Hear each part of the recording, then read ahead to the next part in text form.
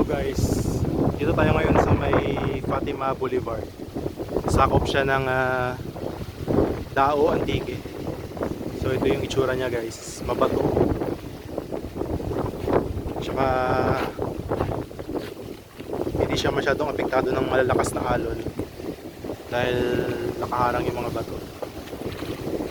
Ito yung itsura niya guys.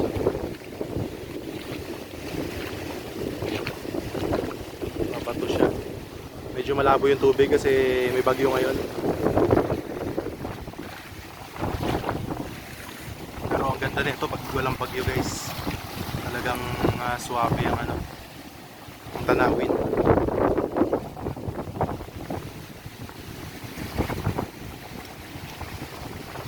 Yung mga corals nakadikit sa bato.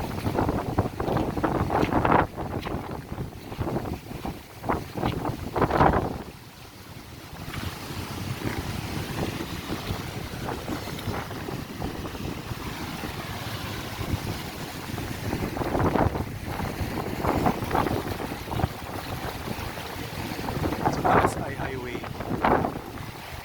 at may batsuyan dyan kaya hindi kayo magugutom.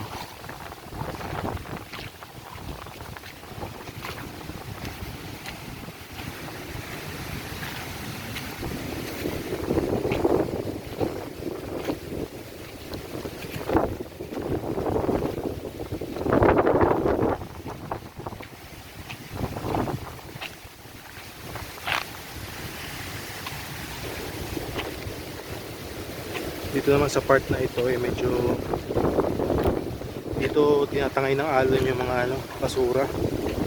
Kaya sa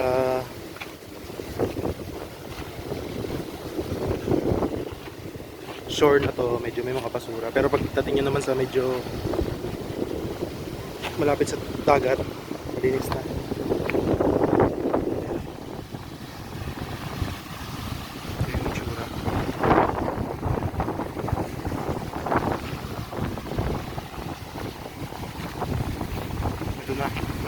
Pagdating niya ng part na malapit sa dagat, ito na siya, ito na itsura.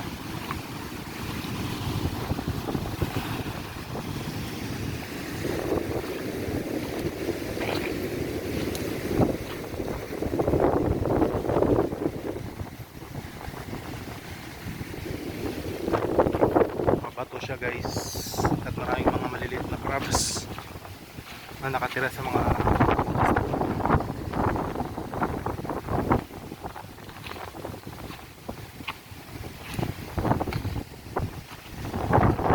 marami rin naglipana ng mga mudskipper na isda. Mahilig ang mga mudskipper sa ganitong klaseng environment.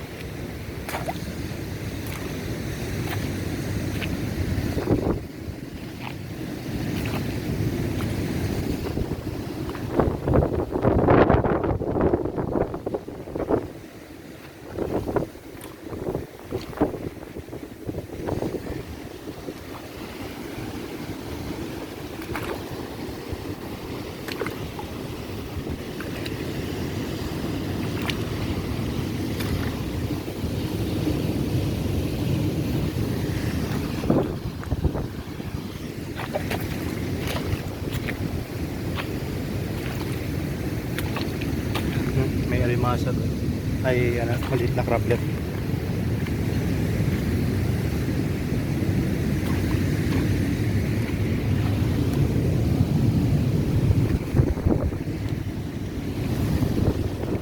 If nature lover kayo, dito kayo pumunta.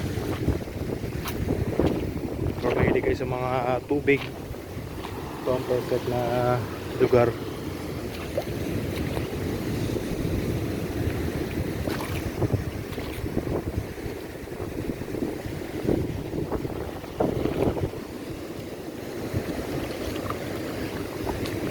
Medyo mag-ingat lang kayo kung maglalakad kayo kasi madali kayo magpapilok dito guys, lalo kung madalas yung tsinelas nyo.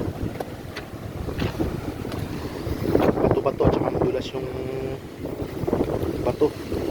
Matusok tsaka madulas ang bato. Gawa ng may mga lumot. Ayun yung mga isda, mga mudskipper.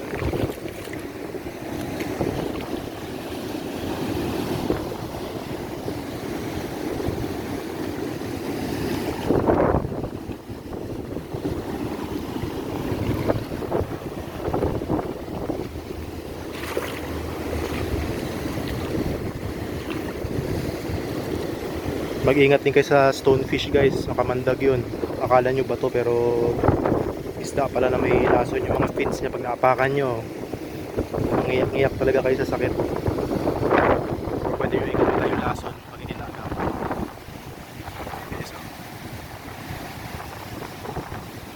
Tsaka mga coral snake.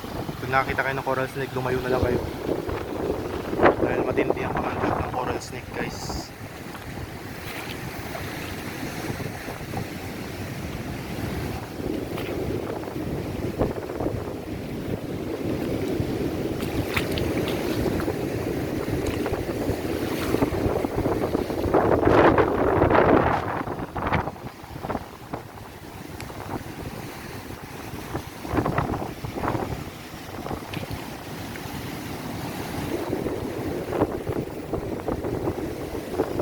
Crevice dito na parang cave.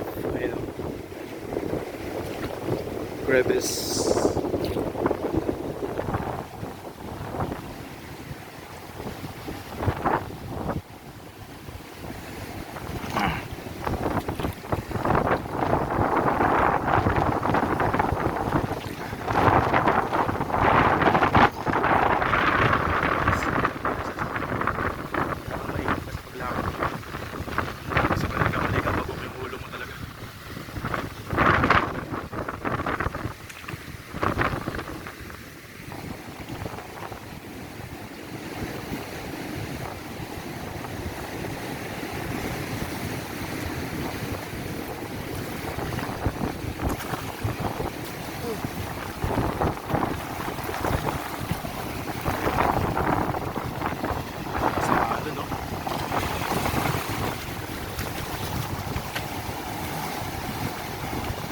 Medyo nakakatakot na yung alon dito guys.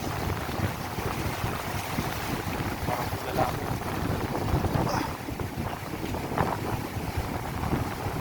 May bagyo kasi ngayon guys eh.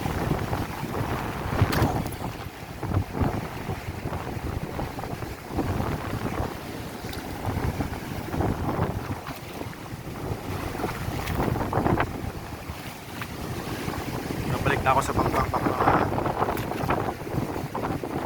na high tide. Go.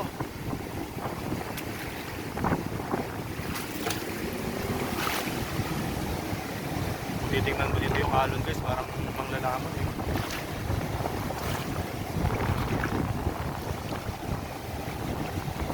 Hindi siya pantay dito, tingnan mo guys. Hindi siya pantay sa ground. Talagang ano siya. Haharangan lang ng bato.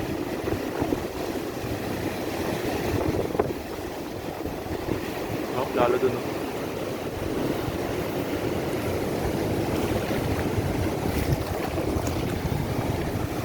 makahalata mo talaga na mas mataas yung tubig sa pinakatayuan ko ngayon eh.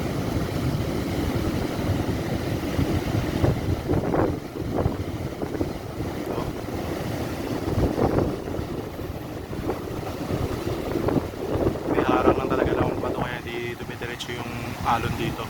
Pero ang taas yan guys oh. Kung ipapantay mo sa tubig dito, ba yung level ng tubig sa kabila. So yun lang guys, thank you for watching.